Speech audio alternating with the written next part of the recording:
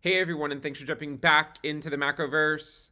Today, we're going to talk about the most recent Jolts report, which stands for Job Openings and Labor Turnover Survey. If you guys like the content, make sure you subscribe to the channel, give the video a thumbs up, and also check out Into the Cryptoverse Premium at intothecryptoverse.com. Now, the macroverse is not nearly as exciting as the Cryptoverse is for, I imagine, a lot of my viewers, but it is worthwhile to see what is going on within the macroverse, as we do understand that the labor market is one of the last things to move, or at least the unemployment rate is one of the last things to move within the context of the business cycle. And one way to get some information into that is to look at job openings. Of course, as job openings go down, it's going to be harder for people to find new jobs if they're out looking for a job. Now, as it stands today, even with the downtrend, the total number of job openings for at least total non-farm is still relatively high. I mean, you can see that it's coming in at around 9.59 million job openings. Now, if we were to compare that to say 2007, before it started going down, you can see back then at the peak it was only around just around 5 million job openings or so. So we can't just simply say that that it's because it's going down that it's necessarily the same as this. A counterpoint to that, though, would be to say, well, back in 2000 and 2007, there are a lot fewer people in the United States back then. I think we've probably added 20 million people, to the total population since that time frame, and so it could be worthwhile to assume that there should be some increase in job openings as a function of time. But on the flip side, we could argue that a decrease here is somewhat just getting back to trend. So you can see that there's this trend that emerged starting in 2009. And the total number of job openings were just sort of slowly scaling higher. Yes, there was a brief dip back in 2020, but then the Federal Reserve sort of overcompensated for this dip by printing, $6 trillion. And then you can see what happened. So to some degree, this move back down is sort of getting back to trend. Now, wherein lies the risk is if we overshoot to the downside on the trend. For instance, imagine a scenario where this doesn't level out within the next few months, and imagine it just continues to go down for months and months to come, which is a realistic outcome given the wide lag in monetary policy. Arguably, we still haven't even fully felt all of the rate hikes from last year filter through the economy just yet. And so, whenever we do have a theoretical pivot by the Fed to lower interest rates, we should not necessarily expect it to immediately affect the labor market.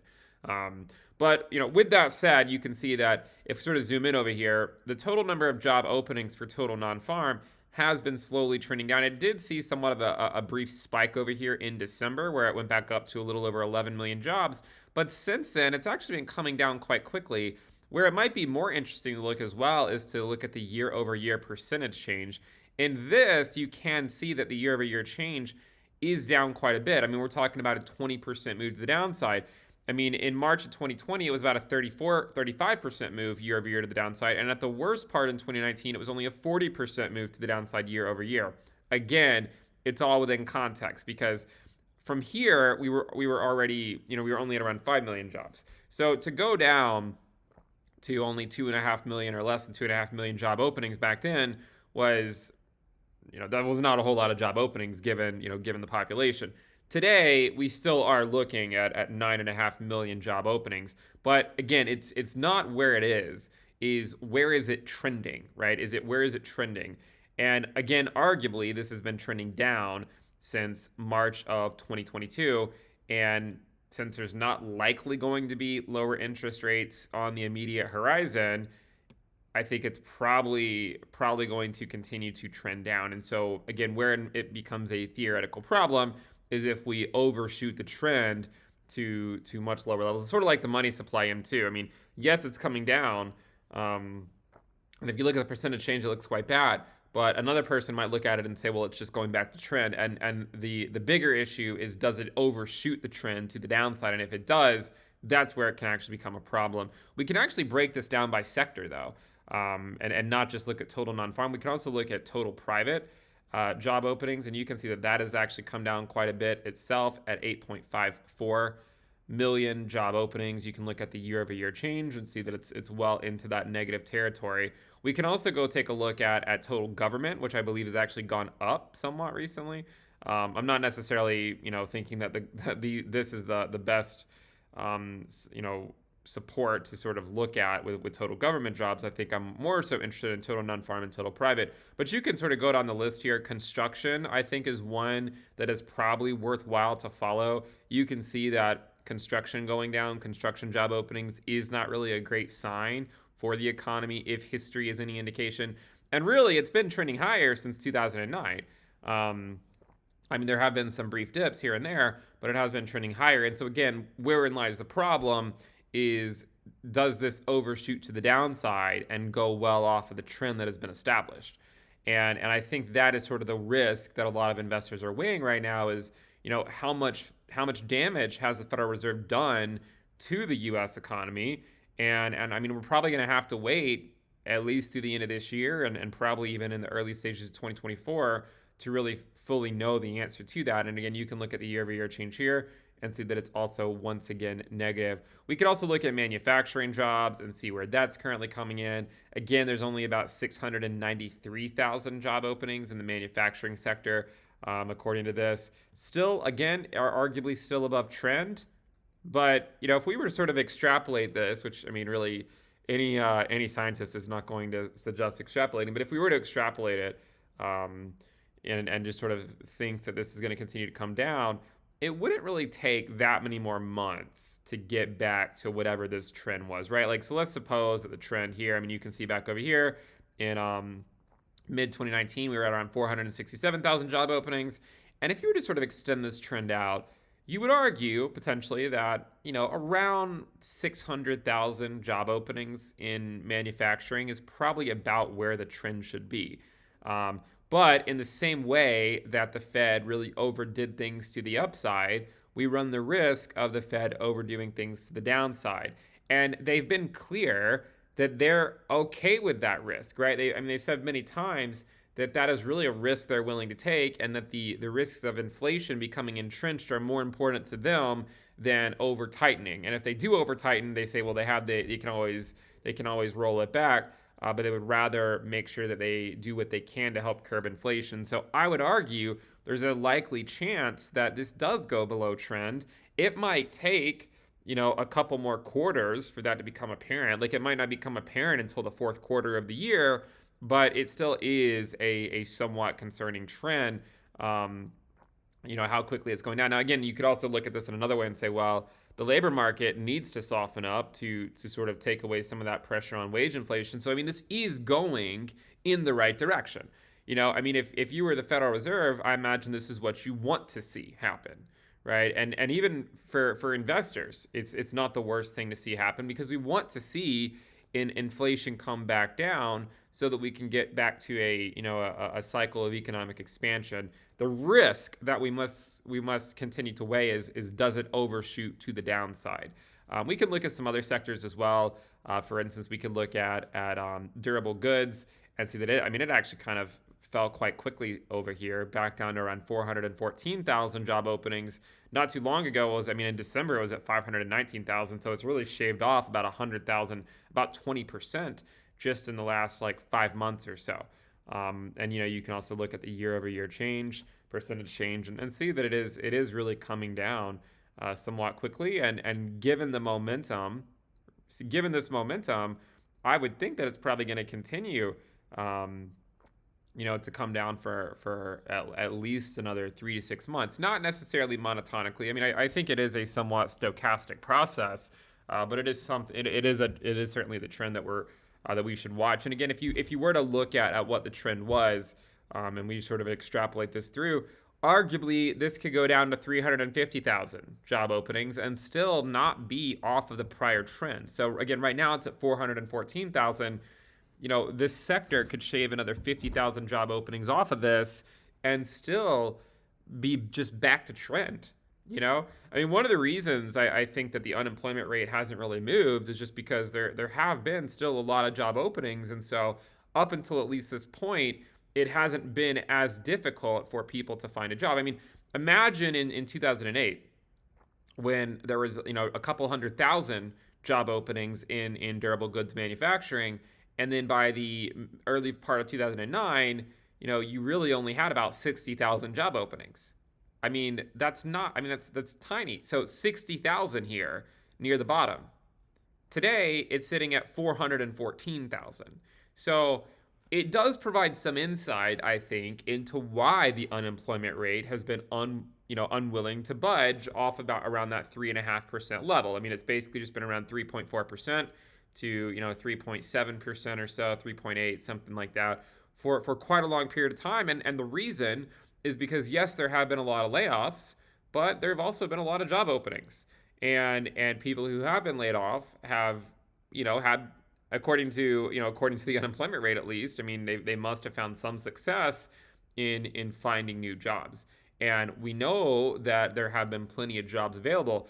And only till recently has this started to really come back down and start to flirt with that prior trend. So I think, if you fast forward this another, let's say, 3 to 6 months, I think we're going to get into that territory of, does it overshoot the trend or not? So by the end of the summer, I mean, it's already May, right? So I mean, let's say by like August, September timeframe, if we're looking at this and it's overshooting the trend to the downside, then I mean, that could be quite a warning flag. And I imagine there's a lot of investors are already placing their bets. I mean, there's a lot of investors who think that that a recession will be avoided. There's a lot of investors who think we're just barreling down towards a recession. I've given my view several times. I mean, I've said for over a year now that I don't think we are in a recession. I mean, and I know people will point towards 2 consecutive quarters of negative GDP back in early 2022 as reason, but as far as I'm concerned, you don't call it a recession at 3.5% unemployment. There are leading indicators that suggest a recession is coming, but there's a big difference between a leading indicator saying it's coming at some point in sort of the nebulous future and the lagging indicators, which will say once it's here. Now, if you wait for the lagging indicators to say that it's there, then you probably already missed the trade. But that is at least something to consider. And perhaps we'll look at a couple more sectors as well. Retail trade could be an interesting one to take a look at. I mean, it had a brief move back up here in December of 2022, back to around 964,000 job openings. And since then, you can see it's come all the way back down to 717,000 job openings. Now, the reason why this sector is somewhat concerning is because you might even say that it's already fallen off of trend, right? Like if this is the trend, you might argue that it's already fallen off a trend, which is, somewhat of a concerning factor, that in some sectors, the amount of job openings is really starting to soften up pretty quickly here. I mean, at the low here in 2009, it was around just around 200,000 job openings. Now it's at around 717,000. Again, we've added several million people since then, but it has significantly fallen off a trend. And the thing that I think about too, and I said this earlier, but I want to reiterate it once again, is the concern is that we know that monetary policy can take a year after the rate hike to actually be fully felt throughout the U.S. economy. We're not even a year out from the 75 basis point rate hikes, right? We're not even a year out from that yet. And so we still have to wait to see how much all these rate hikes are going to affect the economy this year. Again, it's been pretty resilient so far. At what point does that change, and at what point does the unemployment rate start to move? I've said before that, well, I mean, let me say it like this. I think the unemployment rate is one of these things that it doesn't matter for a long time. And I don't say this because I have experience with it. I just say it because I've looked at the charts, right? It's this thing that it doesn't really seem to matter for a long time near the end of a business cycle. And then at some point, it's the only thing that matters. We're not at that point where it's the only thing that matters, right? I mean, we're just simply not there yet. And I think a big reason for that is there's still a lot of job openings. They're trending in the wrong direction, but there's still a lot. And if we continue to see, headline after headline of all these layoffs, then eventually there's going to be, all these job openings are going, a lot of them are going to get filled.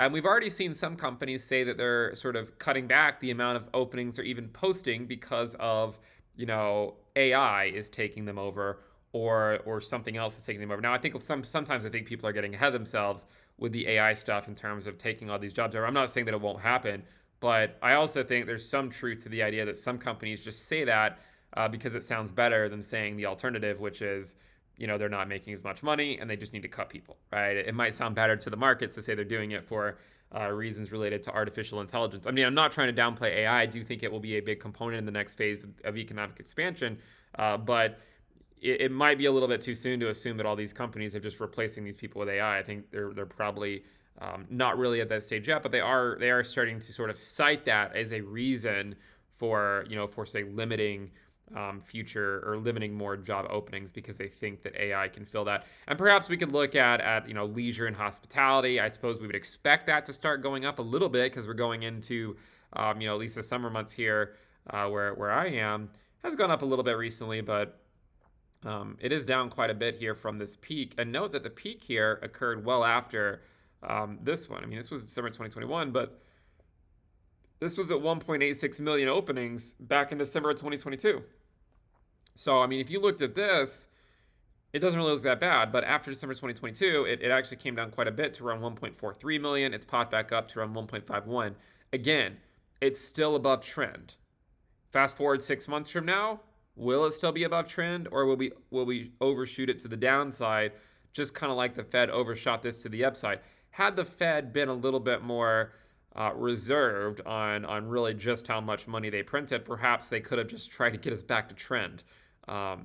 But instead, you can see what happened, right? They just completely overshot it, and now we're all sort of paying for their mistakes by just basically dealing with a market that is incredibly choppy, and it hasn't put in new highs for quite a while now, and it's still probably a ways off from putting in new highs. I mean, I don't think it's going to take 15 years, but it could still take another year or two before the S&P has a reasonable chance of putting in a new high.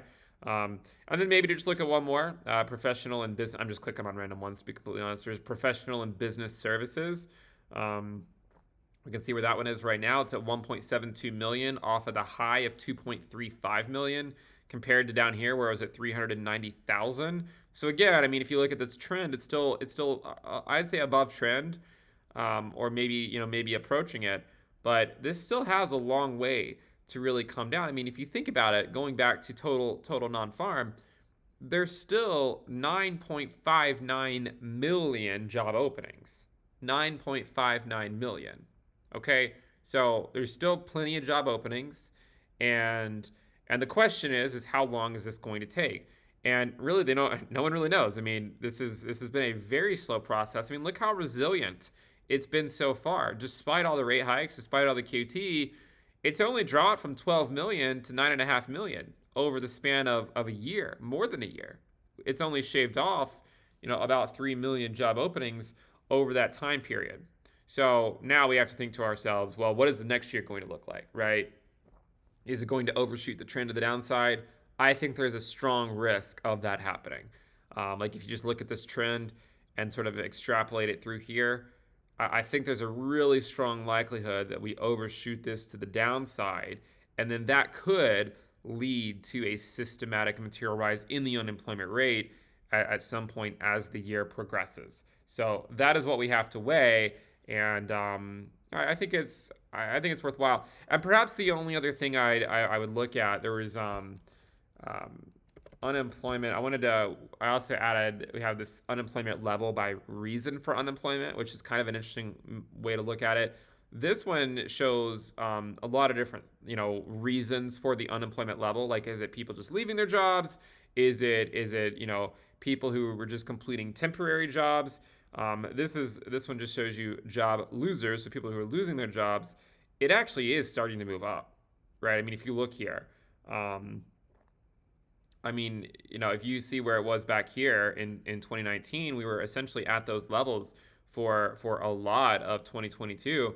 But the last 2 months are starting to send some warning signals, right? I mean, up from 2.53 million to 2.75 million to now 2.95 million. And we should be getting more data on this within the next week or so. We should be getting an updated data point. So, I'll of course want to see, where does this come in? Does this trend continue, right? Does it go well above 3 million?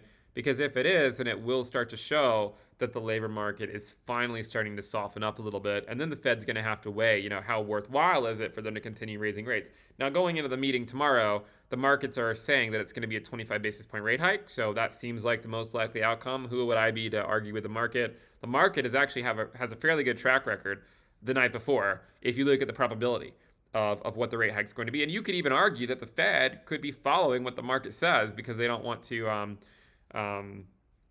introduce too much uncertainty. But this is something that we need to watch, right? The unemployment rate is important, even though it doesn't seem like it. The market will ignore it for a long time because it doesn't matter when it's low, right? When you have all these job openings, it just simply doesn't matter.